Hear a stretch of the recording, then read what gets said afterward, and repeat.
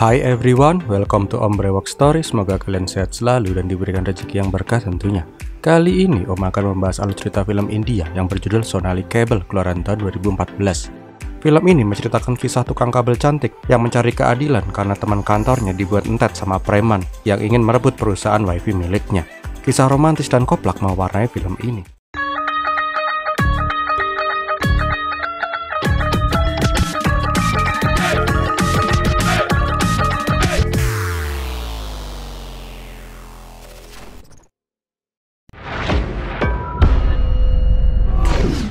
Awal kisah diperlihatkan seorang ibu yang lagi proses melahirkan. Kampretnya, ternyata itu cuma sinetron yang lagi ditonton sama kakek dan nenek gabut. Di tempat lain diperlihatkan seorang om-om yang lagi meeting Zoom sama mbak bule cantik. Di tempat lainnya lagi diperlihatkan seorang tante kesepian yang lagi lihat Mas Jonisin lagi joget-joget. Pas mau lagi pada asik-asiknya streaming, tiba-tiba koneksi internet di sana putus. Nggak lama diperlihatkan mbak-mbak yang main lasso di atas genteng. Ternyata dia adalah pemilik dari perusahaan penyedia layanan internet yang bernama Sonali Cable. Dibantu sama sohibnya si Sada, dia hendak memperbaiki kerusakan koneksi. Dengan gaya Spiderman, dia pun langsung loncat dari atas gedung.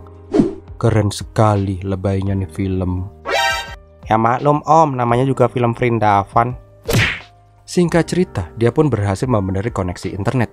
Dan dedek bayi di sinetron pun bisa lahiran dengan selamat. Gede banget ya. Manisan yang dipegang Mbak Sonali itu loh yang gede, bukan yang lain. Dan filmnya pun dimulai. Diceritakan bahwa Sonali merupakan cewek yang mandiri dan pekerja keras. Dengan teman-temannya, dia membuka usaha penyedia layanan internet. Ya kayak IndiHome gitu deh, tapi skalanya lebih kecil. Tetapi dia terkenal baik banget sama warga. Jadi hampir setiap orang di lingkungannya respect terhadapnya. Dari preman, polisi, bahkan politisi semua menggunakan jasa Sonali. Karena dia itu ramah banget. Sedangkan di berita TV diperlihatkan perusahaan raksasa Shining Group mulai masuk ke bisnis broadband internet dan menargetkan untuk menguasai jaringan internet di India. Dan di kantor pusat Shining Group terlihat mbak-mbak bule cantik yang membawakan makanan ke ruangan meeting. Terlihat juga CEO Shining Group yang bernama Vaghela sedang diwawancarai oleh media. Itu korekan kuping kenapa bisa nyangsang di situ ya? Intinya di dalam interviewnya itu, Vaghela mengatakan bila Shining Group akan menguasai pasar di India. Dan bener aja, nggak pakai lama banyak perusahaan internet kabel kecil yang diakuisisi dengan paksa oleh Shining Group. Dan yang menjadi eksekutornya adalah kepala cabang Shining Group di Mumbai, Bobby. Terlihat Bobby itu orangnya licik banget dan nggak punya perasaan. Yang penting tujuannya tercapai. Sedangkan di tempat lain, perusahaan internet kecil di Mumbai mulai gulung tikar. Ketika perusahaannya sedang terancam, si Sada malah lagi mencoba benerin internet di rumah Tante Yayu. Dan pas dibuka history browsingnya si Tante Yayu itu, wow, sangat amazing sekali. Banyak banget X-nya. Nggak cuma history browsingnya aja yang ngeres, ternyata Tante Yayu juga mulai nakal nih sama si Sada. Nggak lama, Sada keluar dari apartemen Tante Yayu dengan keringetan. Keringetannya karena lari-lari loh, bukan karena yang lain. Siang harinya, Sonali dan Sada melakukan perbaikan kabel di kantor polisi. Di sini Sonali bingung, siapa anak baru yang dibawa oleh Jayu. Ternyata Jayu mengajak imigran gelap dari Bangladesh untuk bekerja dengannya. Tetapi nggak lama, para polisi di sana pada menyambut rombongan anggota DPR. Melihat ada mas-mas yang bening, Sonali langsung salting. Biasa aja kali mbak. Setelah selesai nangkring di atas genteng, Sonali langsung menghampiri mas-mas cakep itu. Ternyata dia adalah Ragu, anak dari ibu DPR dan sahabat kecil Sonali yang baru aja pulang dari kuliah S2 di Amerika. Di sini mereka malah sama-sama gimana kabar, gimana kabar, itu terus sampai om bingung. Setelah pertemuan yang itu tadi, polisi, Bu DPR dan Sonali melakukan prosesi potong pita untuk meresmikan divisi baru cybercrime di kantor polisi itu. Setelah itu, semua orang-orang penting di sana melakukan pidato. Di sini semua orang berterima kasih kepada Sonali. Tetapi ketika ketua LSM tapi preman melakukan pidato, Sada terlihat langsung kabur. Pas di luar, Sada kembali dicegat sama Pandev. Ternyata Pandev itu adalah kakaknya Sada, tetapi hubungan mereka sedang tidak baik-baik saja. Sedangkan di dalam, Sonali berbicara dengan Mena. Dia ingin membicarakan tentang ancaman Shining Group. Ternyata ibu Mena ini adalah penanam modal di perusahaan internetnya Sonali. Di sini Mena nggak ambil pikir soal itu, karena dia udah menyerahkan semua perusahaannya ke tangan Ragu. Dan mulai saat ini, Ragulah yang akan menghandle Sonali Kabel. Mendengar itu, Sonali terlihat terdiam. Kenapa tuh om? Om juga nggak tahu leh. Tetapi pas mau cabut, Ragu langsung menghampiri Sonali dan mereka pun cabut bareng. Pas lagi bonceng, Sonali malah ragu-ragu ketika hendak memegang pundak Ragu. Pegang nggak? Jadinya dia malah nempelin susu. Singkat cerita, Sonali dan Ragu sampai di rumahnya Sonali. Ayah Sonali langsung menyambut Ragu dengan hangat. Ternyata selain bekerja sebagai penjual gorengan, dulu ayahnya Sonali bekerja sebagai provokator kerusuhan yang diperintahkan oleh partainya ibunya Rahu. Intinya kalau dulu ada kerusuhan atau pengalihan isu, Taramlah yang melakukannya. Gak lama Rahu diajak ke kantor Sonali Kabel. Gak lupa Ragu juga dikenali sama seluruh staf Sonali Kabel. Karena mulai saat ini Ragu menjadi manajer di kantor itu. Pas lagi asik-asiknya ngobrol, Sonal dapat komplain karena ada rumah yang wifi-nya error. Di sini Sonal langsung marah-marah sama Jayu karena moto perusahaannya adalah excellent service. Dia langsung memerintahkan Jayu untuk segera mengecek kerusakan itu. Tetapi pas lagi ngomel-ngomel sendiri, BD si anak baru langsung ngetek-ngetek komputer dan berkata kalau masalahnya udah terselesaikan. Jelas aja semua orang langsung pada kaget dong. Kok bisa-bisanya anak baru nyelesain trouble hanya dengan duduk di atas komputer? Nggak lama kembali ada telepon. Tetapi kali ini Sonali mendapatkan telepon dari Shining Group yang mengundangnya untuk ke kantornya. Mendengar itu, Sonali langsung bete. Pas perjalanan pulang pun Sonali masih aja bete. Ragu yang melihat ada cewek cantik yang cembetut langsung mencoba menghiburnya. Di sini baru deh Sonali cerita kalau dia lagi galau karena Shining Group udah mulai masuk ke daerahnya. Ragu mengatakan, semua akan baik-baik saja, Beb. Dia pun meminta Sonali datang ke kantor Shining Group untuk membicarakannya baik-baik. Singkat cerita, keesokan harinya Sonali udah berubah dari cewek tomboy jadi cewek elegan. Duh, rok mini coy. Seelegan-elegannya Sonali, tetap aja dia masih naik motor. Nge-grab gitu loh mbak, biar kelihatan bonafit. Tak lama kemudian Sonali dan Ragu sampai di ruangannya Bobby. Karena aus, dia langsung ngembat minumannya Bobby. Aus bu. Intinya Bobby mengatakan kalau Shining Group akan mengakuisisi perusahaan Sonali Cable, tetapi dengan kompensasi yang sangat murah. Bobby juga memberikan pilihan, menjual Sonali Cable ke Shining Group atau Shining Group akan menutup akses dari Sonali Cable secara paksa. Jelas aja Sonali langsung ngamuk dong dan langsung meninggalkan ruangan itu. Sesampainya di kantor, Ragu dan Sonal langsung menjelaskan kepada semua karyawan kalau mereka lagi diincar sama Shining Group. Di sini mereka sepakat untuk tidak menyerah dan akan berusaha bertahan. Sedangkan di tempat lain, Fakela mengadakan rapat dengan stafnya. Tetapi itu kenapa korekan kupingnya masih di situ aja sih mbah? Intinya Fakela menanyakan tentang perkembangan Shining Broadband di Mumbai. Bobby mengatakan kalau mereka hampir menguasai Mumbai. Mendengar kata-kata hampir, Fakela langsung ngamuk-ngamuk karena di kamusnya tidak ada kata gagal. Dia pengen secepatnya Bobby bisa mengakuisisi semua jaringan internet kabel di Mumbai. Sedangkan di tempat yang bersamaan, Sonali Kabel pun berbenah untuk bisa bersaing dengan Shining Group. Nggak lupa, pas lagi beberes itu juga, Sonali sama Ragu mulai PDKT, senggol-senggol, asik. Sore harinya di rumah, Mena meminta Ragu untuk tidak terlalu mengurusi Sonali Kabel. Soalnya masih banyak perusahaan yang bisa dia handle daripada ngurusi perusahaan kecil yang paling sebentar lagi akan disikat sama Shining Group. Tetapi Ragu mengatakan kalau dia pengen Sonali Kabel itu berkembang. Dia juga menceritakan kalau bos Shining Group yang bernama Bobby kemarin menghinanya. Mendengar anak semata wayangnya dihina, Mena langsung mengundang Bobby dong. Dengan power politiknya, Mena meminta Bobby untuk tidak menyentuh Sonali Kabel. Dan yang paling penting, jangan pernah mengusik anaknya lagi. Mendengar itu, Bobby pun hanya bisa terdiam. Karena kalau udah urusannya sama anggota DPR, pasti ruyem. Pas ibunya lagi marah-marah sama Bobby, Ragu malah masih aja nempel sama Sonali. Emang sih kalau good looking nyari cewek gimana aja tuh lancar banget gampangnya. Setelah puas PDKT, Ragu mengajak Sonali datang ke pesta ibunya nanti malam. Karena diundang sama pangeran ganteng banget, Sonali langsung mengiyakan dong. Malam harinya Sonali langsung dandan habis-habisan, pakai baju yang kelihatan udelnya. Di sini Tara mewanti-wanti Sonali, jangan terlalu berharap dengan Ragu.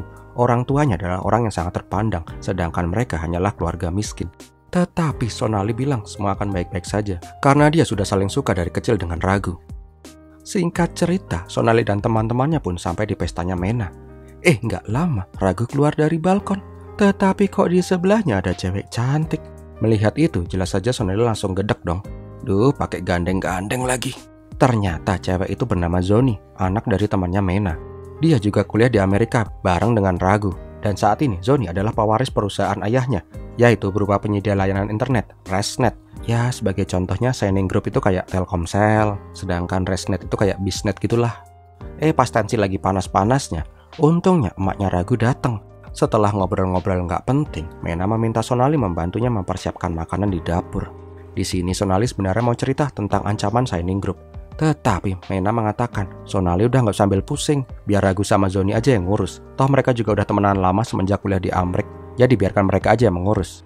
Tanpa angin tanpa hujan, tiba-tiba Mena mengatakan kalau dia melihat sosok Sonali udah kayak anaknya sendiri. Dia juga berkata, dari dulu dia pengen punya anak perempuan kayak Sonali. Di sini Sonali langsung GR dong. Wah, tiket jadi mantu dari depan mata nih. Bangkeknya, pas pelukan sama Sonali, Mena bilang kalau dia udah menganggap Sonali sebagai adiknya Ragu. Jelas aja Sonali langsung kaget dong. Lepaskan aku ibu, lepaskan, lepaskan. Mendengar itu, Sonal pun langsung cabut dengan mewek. Di tempat lain, Faghela kembali menagih janji dari Bobby. Tetapi Bobby bingung karena ada anggota DPR yang menghalang-halangi jalannya. Karena anak buahnya nggak becus kerjanya, Faghela langsung menghubungi biangnya DPR. Faghela menghubungi ketua partai dari partainya Mena agar bisa membantunya. Keesokan harinya, Bau langsung datang menemui Mena. Tiba-tiba Bobby keluar dengan cengar-cengir sendiri. Mena jelas saja kaget dong, tetapi Bau meminta Mena untuk jangan mengganggu signing group lagi. Sedangkan di tempat lain diperlihatkan Sonali yang lagi bete karena cembokur, malah membuat patung di pinggir kali. Selayaknya pangeran yang ngasih PHP ke cewek cantik, Ragu pun langsung menyusul Sonali. Di sini dia menjelaskan kalau dia tuh suka sama Sonali dan dia sama Zoni nggak ada apa-apa. Duh, enak bener ya kalau good looking, meluk-meluk kayak gitu nggak apa-apa. Coba kalau om gituin cewek, pasti langsung digampar bolak-balik. Pas lagi asik-asiknya pelukan enak, Sonal mendapat telepon. Karena tangannya kotor, Ragu langsung mengambil tuh HP dari lumayan pegang-pegang bemper belakang. Setelah puas nelpon-telponan, di sini Ragu langsung memeluk Sonali lagi. Ragu bilang kalau ibunya udah nggak punya power lagi untuk mencegah signing group. Dia meminta Sonali kembali menemui Bobby untuk membicarakannya baik-baik. Gak lama mereka berdua menemui Bobby di resto. Tetapi Bobby memberikan pilihan menjual Sonali Cable atau menjadi bagian dari signing group. Dia akan menerima pegawai Sonali Cable menjadi karyawan dari signing group. Tetapi kembali lagi, Sonali gak mau dengan ide dari Bobby. Dia malah menantang signing group. Ragu juga demikian. Dia juga gak mau menerima tawaran dari Bobby. Walaupun dia pemilik saham 60% dari Sonali Cable, dia gak mau dimanfaatin sama signing group. Sepulang dari meeting itu, Mena marah-marah kepada Sonali karena dia masih aja keras kepala. Mena juga mengatakan untuk tidak melibatkan Ragu di perangnya dengan signing group. Tetapi Sonali tetap aja pada pendiriannya. Karena hari itu adalah perayaan Dewa Ganesha, yuk joget dulu. Kembali untuk membela kebenaran. Gelora hukum membisu, mencari kedamaian, menggenggam semangat yang tak padam, ikuti langkah hasratku. Telah kubulatkan tekad, berjuang selamatkan dunia, berpacu mengejar cita-cita agar damai di dunia. Aku siap berkorban menang iblis yang jahat. Pas mau lagi asik-asiknya joget, Ragu dan Sonali malah mojok di kamar. Karena rumah sepi nih dan suasana juga mendukung dan mereka pun tukeran. Belum. Lama nggak nyentuh-nyentuh.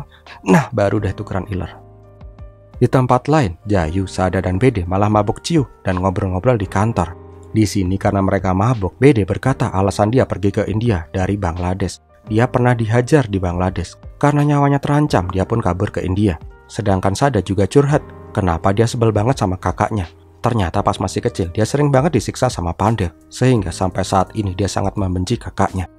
Pas lagi asik-asiknya curcol, tiba-tiba datang mas-mas sangar ke kantor Sonali Cable dan langsung menghancurkan barang-barang dan menghajar semua orang. Karena nggak mau kantornya diubek-ubek, Sada pun melawan dengan melorotin celana tuh om-om sangar dan langsung nyokot bemper tuh om-om. Cokot.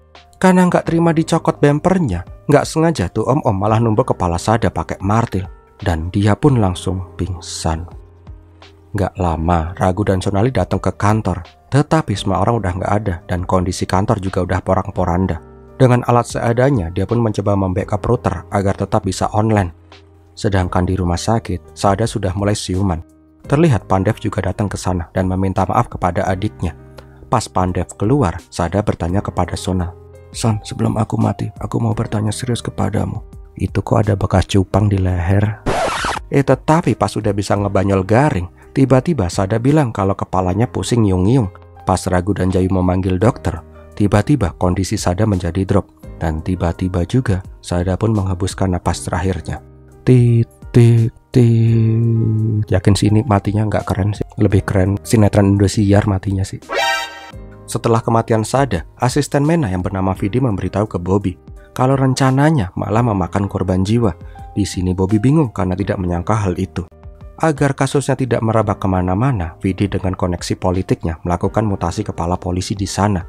Sedangkan di base campnya Pandev, dia ditodong oleh preman suruhan Vidi agar tidak melanjutkan perkara kematian Sada. Di rumah, Ragu malah dikunci sama emaknya karena kematian Sada. Emaknya tidak mau Ragu terlibat lebih jauh. Tetapi karena nih anak emang bangor, dia memecahin kaca dan kabur. Siang harinya, Sonali datang ke tempatnya Pandev. Dia meminta Pandev mencari dalang dari kematian adiknya. Tetapi Pandev yang semalam ditodong pistol jadi atut dan mengatakan kalau itu hanya sebuah kecelakaan. Sonali jelas saja kesel banget dong dengan perkataan Pandev. Karena nggak mau menyerah begitu aja, Sonali langsung menemui kepala polisi yang dia kenal. Tetapi Pak Pol itu bilang kalau sekarang dia nggak bisa membantu karena dia udah dimutasi ke tempat lain. Pas Sonali melapor ke kepala polisi yang baru, dia malah dicuekin. Bahkan laporannya hanya dianggap angin lalu. Polisi pengganti itu pun bilang kalau kejadian kemarin adalah kecelakaan. Jadi dia nggak akan memproses laporannya Sonali. Karena bingung harus bagaimana, Ragu dan Sonali akhirnya mojok dulu di pinggir kali. Mereka bingung apakah mau menyerah atau tidak. Pas lagi mumet-mumetnya, perwakilan warga yang memasang internet di Sonali kabel mengatakan kalau mereka hendak pindah ke Shining Broadband. Karena Shining Broadband menawarkan 3 bulan gratis berlangganan untuk pelanggan baru. Karena nggak mau pelanggannya diambil paksa kayak gitu, Sonali pun memberikan penawaran serupa. Dia memberikan 3 bulan gratis bila pelanggan tidak pindah ke Shining Broadband. Tetapi permasalahannya, sekarang mereka lagi bangkrut. Untuk memberikan 3 bulan layanan gratis, Sonali meminta pengertian dari semua karyawan untuk tidak bayaran dulu selama 3 bulan ke depan. Tetapi kalau usaha mereka berhasil, para karyawan akan mendapatkan bonus. Di luar dugaan, semua karyawan bisa menerima ide dari Sonali itu. Segala cara pun Sonali lakukan untuk menutupi defisit keuangan. Dari menjual perhiasan warisan ibunya, mengambil tabungannya, bahkan Tante Yayi yang kehilangan Sada juga ikut nyumbang. Tetapi tanpa mereka sadari, para pekerja Shining Group sudah mulai masuk ke wilayah mereka. Sedangkan di tempatnya Bobby meminta Vidi agar bisa segera membereskan Sonali kabel. Nggak lama, di kantor Sonali, Ragu datang. Tiba-tiba ada mas-mas yang pakai motor nembaki Sonali dengan Ragu. Dor, twing, dor. Karena nggak mau ditembakin begitu aja, Sonali langsung membalas tembakan itu dengan melempar terong. Ternyata gede juga ya. Terongnya maksud terongnya yang gede, bukan yang lain. Tetapi sialnya pas kembali ke kantor, Ragu udah nempel di kaca karena terkena tembakan. Mas, biasanya yang kena tembakan tuh tiduran di lantai. Ini malah nempel kayak cecek. Singkat cerita, Ragu dibawa ke rumah sakit. Dan ketika dibawa pulang ke rumah, Sonali langsung mencoba menghampirinya. Tetapi ibunya Ragu langsung gaplokin Sonali karena semua ini terjadi karena Sonali yang keras kepala. Jadi anaknya ikut-ikutan kena sasaran. Pas sampai di rumah, Taram juga memperingatkan Sonali agar menyerah saja daripada diikut-ikutan menjadi korban. Akan tetapi Sonali masih aja tetap kekeh dengan pendiriannya. Dia masih pengen mempertahankan Sonali kabel. Tetapi keesokan harinya dia harus kembali kecewa ketika dia sampai di kantor dan menanyakan di mana Jayu berada. Ternyata Jayu yang awalnya menggebu-gebu untuk berjuang bersama Sonali kabel sekarang malah berkhianat dan menjadi karyawan di Shining Broadband. Jayu beralasan bila Sonali kabel sudah habis dan tidak punya masa depan. Belum lagi selama 3 bulan dia tidak punya penghasilan. Gimana dia bisa mencukupi semua kebutuhannya? Belum bayar kredit motor, kredit panci, masang slot, semua harus dilunasin. Beberapa hari kemudian, Ragu yang sudah sembuh marah-marah kepada emaknya. Dia berkata kalau dia tuh menyukai Sonali dan akan mendukung Sonali walaupun ibunya menghalangi. Mendengar perkataan anak sematawayangnya itu, Mena pun akhirnya luluh dan mempersilahkan anaknya untuk melakukan apa yang dia suka. Nggak pakai lama, Ragu langsung menemui Sonali dan langsung lebay-lebayan di jalan. Ragu, Sonali. Kebalik ding. Ragu, Sonali. Ragu, Sonali. Gitu terus sampai muntah. Sesampainya di kantor, Ragu memiliki ide. Dia berkata kepada Sonali, bagaimana kalau kita meminta bantuan suntikan dana dari Zuni? Dia kan sekarang pemilik dari Resnet. Di sini jelas saja Sonali nggak mau. Gengsi dong. Masa minjem duit sama saingan? Tetapi Ragu mengatakan semua akan baik-baik saja. Seenggaknya Sonali kabel tidak jatuh ke tangan Shining Group. Dan Ragu juga berjanji dia nggak akan dekat-dekat sama Zuni. Singkat cerita, Sonali pun menyetujui idenya dari Ragu itu. Tetapi pas di kolam renang dan melihat Mbak Zuni yang nyemplung pakai bikini biru, Sonali langsung jiper. Kalah gede sih kelihatannya. Dan malah nggak fokus. Intinya setelah puas berendam di kolam, Zoni mengatakan kalau dia setuju menyuntikkan dana ke Sonali Kabel. Karena sudah sangat butuh uang, akhirnya Ragu dan Sonali pun menandatangani kontrak perjanjian antara Resnet dan Sonali Kabel. Siang harinya pas merayakan kerjasama mereka, tiba-tiba Zoni mendapatkan WA. Zoni kemudian menjelaskan bila ternyata baru aja Shining Group telah membeli mayoritas saham dari Resnet. Jadi secara tidak langsung Resnet sekarang menjadi milik dari Shining Group.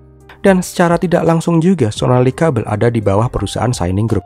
Mendengar itu Sonali langsung migrain dong. Ragu juga terlihat marah-marah karena Zoni tidak pernah berbicara dengannya sebelumnya. Karena udah gedek banget, Sonali langsung menyemplungin Zoni ke empangnya orang kaya. Singkat cerita, di pinggir kali, Sonali marah-marah kepada Ragu. Dia meragukan Ragu apakah benar-benar ingin membantunya atau bahkan Ragulah yang merencanakan semua ini. Dia pun akhirnya meminta Ragu untuk jangan pernah mendekati dirinya lagi. Di tempat lain diperlihatkan Bobby yang laporan kalau semua jaringan internet kabel di India sudah dikuasai oleh Shining Group. Om itu korekan kupingnya kenapa masih di sana sih Om? Geli liatnya sih. Beberapa hari kemudian akhirnya Shining Broadband membuka cabang di wilayahnya Sonali Kabel. Pas lagi asik-asik yang melakukan peresmian, Sonali datang dan langsung ngeplak hidung Bobby pakai tang potong kabel. Alhasil, Sonali harus bersedia nginep di sel tahanan seharian. Untungnya ayahnya dan Ragu datang untuk menjamin Sonali. Di kantor polisi juga lah Tara menanyakan siapa biang dari semua akar masalah ini. Pak Pol Botak tidak bisa memberitahu siapa, tetapi dia hanya memberikan kode kalau semua biang penyerangan dan yang mencoba membunuh Sonali adalah Vidi. Keesokan harinya, pas Sonali sudah menyerah dan merelakan Sonali Kabel miliknya hilang, kakek nenek pelanggan Sonali datang.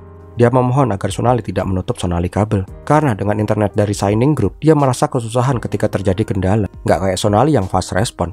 Di sini Sonali hanya bisa terdiam karena dia nggak bisa melakukan apapun. Dia pun langsung muter-muter nggak jelas pakai motor karena gabut. Pas di jalan dia selalu melihat iklan dari Shining Group. Jelas saja dia tambah bete dong. Keesokan harinya pas lagi merenung di rumah, tak sengaja Sonali menjatuhkan liontin milik Sada. Ternyata liontin itu adalah flash disk. Nggak pakai lama dia langsung mengecek isi dari flash disk itu. Di sana ada video Sonali yang lagi PDKT sama Ragu. Ada juga video pengakuan BD yang lagi mabok. Ternyata BD kabur dari Bangladesh karena dia sedang buron karena menjadi hacker di Bangladesh. Melihat itu, Sonali langsung berusaha mencari BD. Nggak pakai lama, Sonali berhasil menemukan rumah BD. Di sini, Sonali meminta tolong ke BD untuk membalaskan dendamnya Sada. Malam harinya, terlihat Sonali masuk ke sebuah apartemen dan langsung memasukkan virus ke komputernya Bobby agar BD dan Sonali bisa menyadap ruangannya Bobby. Sedangkan di tempat lain diperlihatkan Vidi yang lagi asik main bowling. Nggak lama, Taram datang dan mempertanyakan kenapa Vidi mengancam nyawa anak putrinya. Di sini, Vidi dengan entengnya mengatakan kalau ini semua salah Sonali sendiri. Kenapa dia nggak ngikuti kemauan Shining? Nggak pakai babi bu, Taram yang emosi langsung ngembat Vidi pakai bola bowling sampai dia entet di tempat. Sedangkan di tempat lain, setelah mengumpulkan cukup bukti, Sonali meminta bantuan orang-orang yang dekat dengannya. Akhirnya, Pak Polisi Botak, Pandev, dan orang-orang yang lain bersedia untuk membantu Sonali untuk mendapatkan Sonali Kabel kembali dan membalaskan dendam kematian Sada. Keesokan harinya, dengan bantuan Pandev yang berpura-pura menabrakkan diri ke mobil di pintu gerbang, Sonali berhasil masuk dengan lancar. Begitu juga pas di resepsionis, Pak Polisi juga membantunya agar bisa masuk ke dalam. Tetapi sialnya, pas di lantai atas, dia malah kegep sama penjaga di sana. Alhasil, dia malah dikejar-kejar sama satpam. Pas kabur itulah nggak sengaja dikejedot pintu. Akan tetapi orang yang di belakang pintu itu adalah Jayu. Melihat Sonali, Jayu pun membantunya untuk bersembunyi. Singkat cerita, Sonali pun berhasil sampai di ruangannya Faghela. Di sini Sonali mengancam kalau dia membawa embom. Tetapi embomnya berbeda. Dia langsung meminta Faghela mengembalikan Sonali Kabel kepadanya. Kalau enggak, Sonal akan meledakkan bom itu. Di sini Faghela nggak gentar dong. Bos kok dia ancam. Melihat itu, Sonali langsung masukin flash disk Sada ke laptop. Dan jeng-jeng, ternyata bom yang dimaksud adalah video di kamarnya Bobby dari komputer yang telah disadap oleh BD. Ternyata Bobby lagi asik-asikan dengan Zoni. Di video itu Bobby juga bilang kalau semua ini untuk menusuk Faghela dari belakang. Bobby juga lah yang membeli Resnet tanpa sepengetahuan dari Faghela. Tetapi nggak cuman itu, Sonali juga punya rekaman percakapan Faghela dan Bow tentang percobaan pencucian uang dan suap ke pejabat publik. Sonali mengatakan kalau dia sudah mengirim rekaman itu ke semua kantor berita dan meminta agar Shining Group bersiap-siap aja. Karena udah mati langkah, Faghela akhirnya melepas korek kupingnya. Nah dari tadi kek. Dan di sini dia menawarkan Sonali bekerja sama dengannya. Tetapi Sonali nggak mau dan meninggalkan ruangan itu. Setelah Sonali pergi, Vakele langsung ngamuk-ngamuk ke Bobby sampai rambutnya mau copot. Duh om, nanggung banget sih rambutnya tinggal segitu, dipotakin sekalian aja ngapa sih om? Singkat cerita, skandal itu pun terkuak ke publik. Bao ditangkap atas tuduhan pencucian uang, sedangkan Vakela pun ditangkap dengan tuduhan penyuapan. Dan Sonali pun bisa tenang menaburkan Abu Sadah ke empang. 3 bulan kemudian, terlihat Sonali Kabel telah hidup lagi. Jayu dan Bede pun kembali bekerja dengan Sonali Kabel. Tetapi ada satu anak baru yang gak dikenali oleh Sonali. Ternyata anak baru itu adalah Ragu dengan penampilan baru, berewokan, udah kayak om tuh. Di sini Ragu meminta maaf dan langsung mengatakan kalau dia sangat mencintai Sonali. Aja. Dia juga berkata mending jadi tukang kabel aja, yang penting bisa bersama Sonali. Gombal. Dan filmnya pun berakhir. Wow, gimana film ini sob? Semoga terhibur ya. So, bagi kalian suka dengan video ini, silahkan untuk like, komen, dan share. Jangan lupa yang belum subscribe untuk subscribe dan klik lonceng notifikasi agar kalian gak ketinggalan video-video terbaru dari channel Om Brewok Story. Terima kasih sudah menonton. Om Brewok pamit. Pirmi latihin.